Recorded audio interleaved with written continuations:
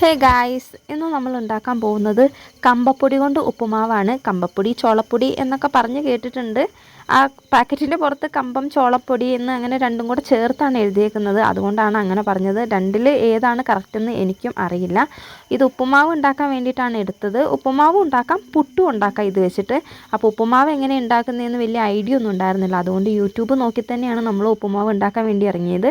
സാധാരണ നമ്മൾ റവ കൊണ്ട് ഉപ്പുമാവ് ഉണ്ടാക്കുന്നത് പോലെ തന്നെ ചെറിയുള്ളി, പച്ചമുളക്, ഇഞ്ചി, കറിവേപ്പില ഇത് നാലും എണ്ണയിൽ മൂപ്പിച്ചിട്ട് തന്നെയാണ് ഉണ്ടാക്കുന്നത്. നമ്മളിതുപോലെ ചട്ടി അടുപ്പത്ത് വെച്ചിട്ട് കടുക് പൊട്ടിയതിന് ശേഷം ഇത് നാലും കൂടി ഇട്ട് നന്നായി മൂപ്പിച്ചതിന് ശേഷം ഈ പൊടി ഇട്ടിട്ട് ഒരു 2-3 മിനിറ്റ് റോസ്റ്റ് ചെയ്തെടുക്കുക.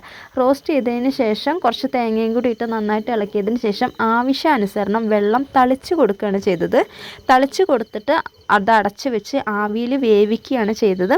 അതിനിടയിൽ ലാസ്റ്റ് നമ്മൾ ഉപ്പ് ഉണ്ടോ നോക്കിയിട്ട് കുറവുണ്ടെങ്കിൽ ഇടുക. നമ്മൾ ഉപ്പ് നേരത്തെ ഇട്ടിട്ടുണ്ടാവും. ഉപ്പ് നേരത്തെ ഇട്ടതിന് ശേഷം വീണ്ടും കുറവുണ്ടെങ്കിൽ ഇട്ടാൽ മതി. അതിനുശേഷം വീണ്ടും വേവ് നോക്കിയിട്ട് വേവ് കുറവുണ്ടെങ്കിൽ ചൂടുവെള്ളം തളിച്ച് കൊടുത്താൽ മതി. ചൂടുവെള്ളമാണ് ഒഴിക്കുന്നത്. ചൂടുവെള്ളം കുറേശ്ശെ ഒഴിച്ചു കൊടുത്തിട്ട് വീണ്ടും ഇളക്കി ആവിയിൽ വേവിക്കാവുന്നതാണ്. ഇത് നമ്മൾ എത്ര വെള്ളം ഒഴിച്ചാലും കുഴഞ്ഞു വരില്ല. ആ വെള്ളം വലിയുന്നതിനനുസരിച്ച് വീണ്ടും അത് ഡ്രൈ ആയി തന്നെ വരും.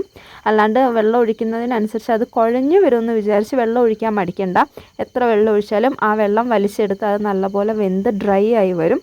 ഉണ്ടാക്കി കഴിഞ്ഞപ്പോൾ നല്ല ടേസ്റ്റ് ഉണ്ടായിരുന്നു. നമ്മൾ സാധാരണ റവ ഉപ്പുമാവ് കഴിക്കുന്ന പോലെ തന്നെയാണ്. എന്നാലും അതല്ലാണ്ട് വേറൊരു ടേസ്റ്റും കൂടി ഇതിന് കിട്ടും. നമ്മൾ ഈ കമ്പത്തിൻ്റെയൊക്കെ ഒരു ടേസ്റ്റ് തന്നെയാണ്. ഉണ്ടാക്കി കഴിഞ്ഞപ്പോൾ നല്ല ടേസ്റ്റ് ഉണ്ടായിരുന്നു കേട്ടോ.